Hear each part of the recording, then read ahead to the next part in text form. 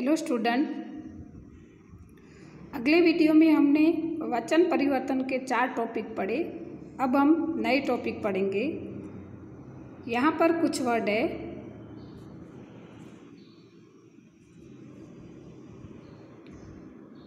सखी, सखियाँ, खिड़की, खिड़कियाँ, मछली, मछलियाँ, चींटी, चींटियाँ, डाली, डालियाँ, कली, कलियाँ। सबसे पहले इसकी व्याख्या हम कर लेते हैं। इकारांत स्त्रीलिंग शब्द का बहुवचन करने के लिए अंत के ई, स्टूडेंट थोड़ा सा याद रखना है, अंत के ई मतलब ये दीर्घ ई है, यानी कि बड़ा ई है। ई को ह्रस्व मतलब छोटा ई करके यहाँ जोड़ दिया जाता है। स्टूडेंट याद रखना कि देखो ये शब्द है सखी, तो ई अंत में ई है, बरोबर, और ये स्त्रीलिंग शब्द है। अगर शब्द स्त्रीलिंग है, अंत में ई है, लेकिन इस ई की मात्रा बड़ी ई है, लेकिन जब हम इसका बहुवचन करेंगे तो मात्रा बदल जाएगी और छोटी ई हो जाएगा और अंत में या लगाकर उसका बहुवचन किया जाता है। स्टूडेंट वापस से याद रखना कि शब्द जो है वो स्त्रीलिंग होना चाहिए, फिर उसकी जो मात्रा है इकारांत है, बट वो मात्रा है दीर्घ। दीर्घ मतलब बड़ी ई है, लेकिन हम जब उसका बहुवचन करेंगे तो मात्रा बदल जाएगी। ई बड़ी ई है, वो छोटी ई हो जाएगी और उसके साथ अंत में या लगाकर उसका बहुवचन हो जाएगा। समझ में आया ना?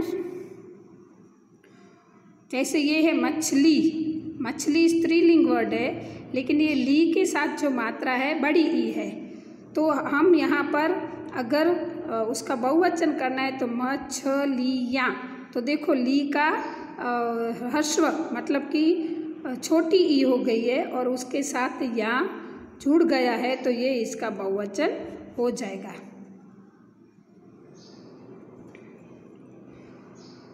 पूड़िया तो पूड़ियाँ, चूहिया, चूहियाँ, बुढ़िया, बुढ़ियाँ, चिड़िया, चिड़ियाँ, डिबिया, डिबियाँ, गुड़िया तो गुड़ियाँ।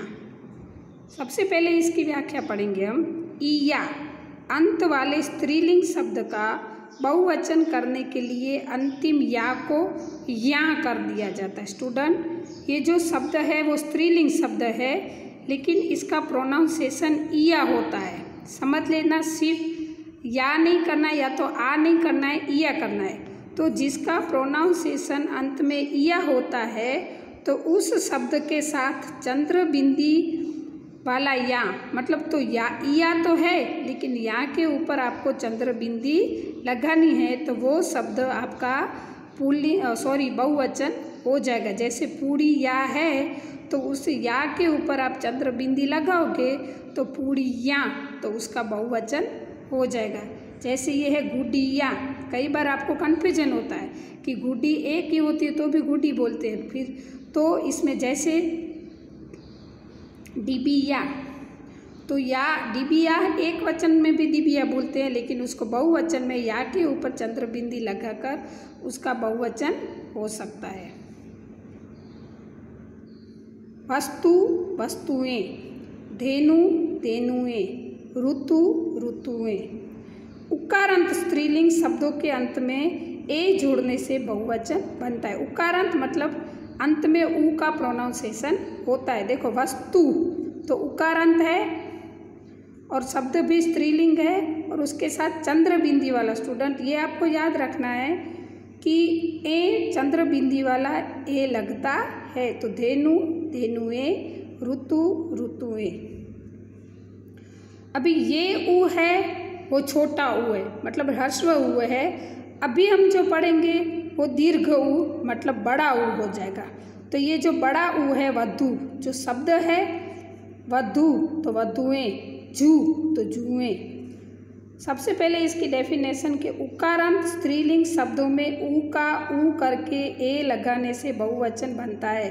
स्टूडेंट, ये ऊ मतलब दीर्घ ऊ है, यानी बड़ा ऊ है, लेकिन जो अगर उसका बहुवचन जब होगा तो बड़े ऊ का छोटा ऊ हो जाएगा और उसके साथ चंद्र बिंदी वाला ए लगाकर बहुवचन हो जाएगा। यहाँ पे वर्ड देखिए, देखो वधू, तो ये धू है, वो दीर्घ ऊ है, यानी कि बड़ा ऊ है, लेकिन जब उसका बहुवचन हुआ है तो वो दीर्घ है, वो ह्रस्व हो गया है और वो उसके साथ चंद्र बिंदी वाला ए जुड़ गया है, तो वधुए जुए।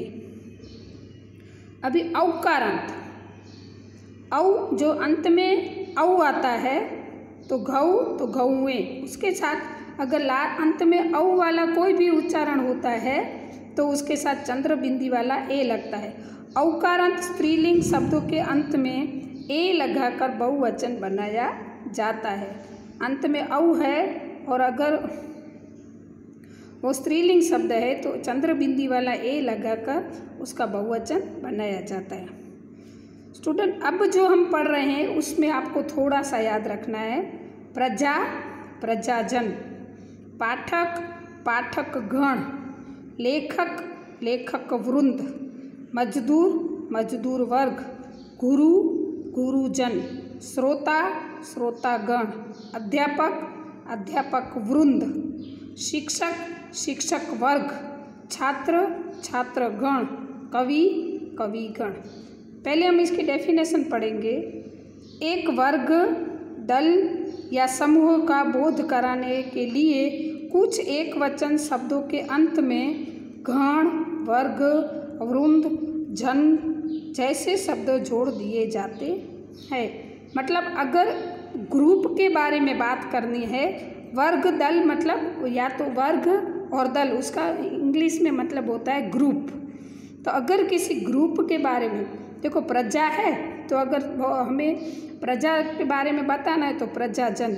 आपको यही याद रखना है कि गण, वर्ग, वृंद, जन ये 4 शब्द लगकर इसके बहुवचन होते हैं। जैसे श्रोता है तो श्रोता, उसका अगर हमें बहुवचन करना है तो उसके साथ गण लगाकर श्रोता गण। फिर गुरु है तो हम गुरु, तो अगर बहुत सारे टीचर्स बैठे हैं और हम उसके लिए हमें संबोधन करना है तो हम गुरुजन ऐसा संबोधन करेंगे। अभी मजदूर है तो एक मजदूर के लिए मजदूर, लेकिन एक से ज़्यादा मजदूर है तो उसके लिए मजदूर वर्ग, मतलब पूरा ग्रुप है तो उसके लिए मजदूर वर्ग। तो स्टूडेंट, आशा रखती हूँ कि ये सारे नियम आपको समझ में आ गए होंगे और आपको ये सारे नियम याद रखने हैं और ये सब बुक्स में आपको नोट कर लेना है तो आपके लिए और इजी हो जाएगा। अस्तु।